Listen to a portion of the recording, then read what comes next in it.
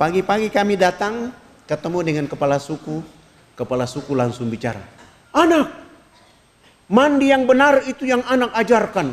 Bapak kemarin dimandikan oleh Sang Pencipta sehingga Bapak tidur menjadi enak.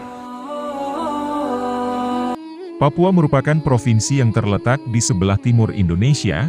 Papua merupakan provinsi yang mempunyai kultur budaya yang masih sangat kental. Mayoritas agama di provinsi Papua adalah Kristen.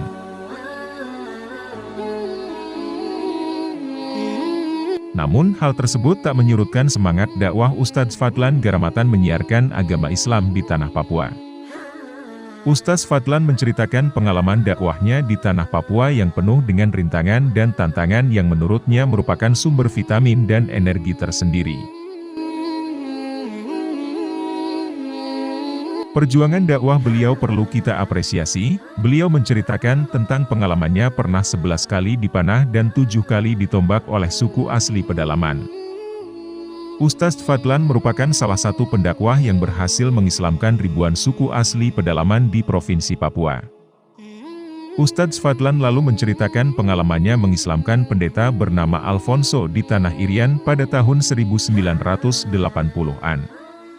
Setelah gigih berdakwah selama 3 bulan di keluarga pendeta Alfonso, akhirnya pendeta itu bersama keluarganya mengucapkan syahadat. Akibatnya Tanah Irian geger dan Ustadz Fadlan ditahan selama 3 bulan tanpa pengadilan.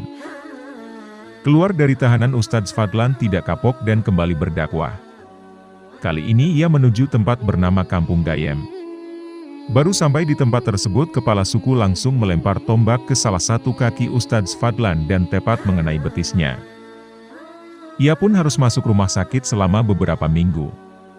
Setelah sembuh, ia kembali datang ke Kampung Gayem lagi hingga akhirnya kepala suku yang menombak kakinya masuk Islam. Tapi lagi-lagi, setelah mengislamkan seorang tokoh, Ustadz Fadlan ditangkap dan dipenjara lagi, kali ini selama 6 bulan. Ada fakta unik kenapa banyak anggota suku di Papua tidak memakai baju dan telanjang. Ternyata mereka diberikan pemahaman oleh pihak-pihak yang tidak bertanggung jawab untuk tidak memakai baju. Selain dilarang berpakaian, mereka juga dilarang mandi menggunakan air bersih.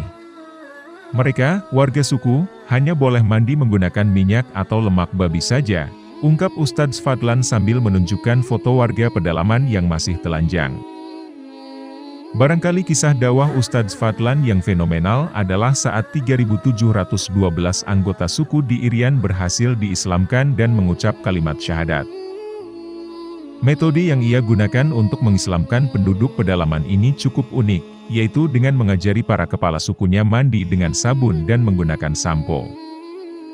Usai mengumpulkan ribuan anggota suku, Ustadz Fadlan dan tim dai-nya mempraktekkan sholat di atas panggung yang telah mereka buat. Begitu kami takbir, warga suku yang sudah mandi maupun yang belum mandi berdiri dan berputar mengelilingi panggung tempat kami sholat, kata Ustadz Fadlan menerangkan. Usai sholat, kepala suku langsung loncat ke atas panggung dan bertanya kepada Ustadz Fadlan, apa yang baru saja dia lakukan bersama tim dai-nya. Dengan sabar Ustadz Fadlan menjelaskan bahwa yang mereka lakukan baru saja itu adalah sholat untuk menyembah Allah Subhanahu wa Ta'ala. Dalam agama kami diperintahkan sehari 5 kali untuk menghadap Allah Sang Pencipta, terang Ustadz Fadlan kepada kepala suku itu. Begitu mendengar penjelasan saya, kepala suku meminta kami turun dari panggung. Kemudian kepala suku besar naik ke atas panggung bersama 6 kepala suku lainnya untuk melakukan rapat adat membahas kehadiran kami, lanjut Ustadz Fadlan. 1,5 jam kemudian kepala suku berdiri di atas panggung dan berteriak kepada warganya, hari ini kita senang, hari ini kita gembira, karena anak-anak ini datang mengajarkan kita agama yang benar. Dalam rapat adat kami sepakat bahwa kita semua yang berkumpul di lapangan ini mengikuti agama yang mereka ajarkan, kata Ustadz Fadlan menirukan perkataan kepala suku. Mendengar penjelasan dari kepala suku, sontak Ustadz Fadlan dan tim dai-nya sujud syukur dan menangis kepada Allah Subhanahu wa Ta'ala. Saat itulah sebanyak 3.712 warga pedalaman mengucapkan kalimat syahadat dan memeluk Islam.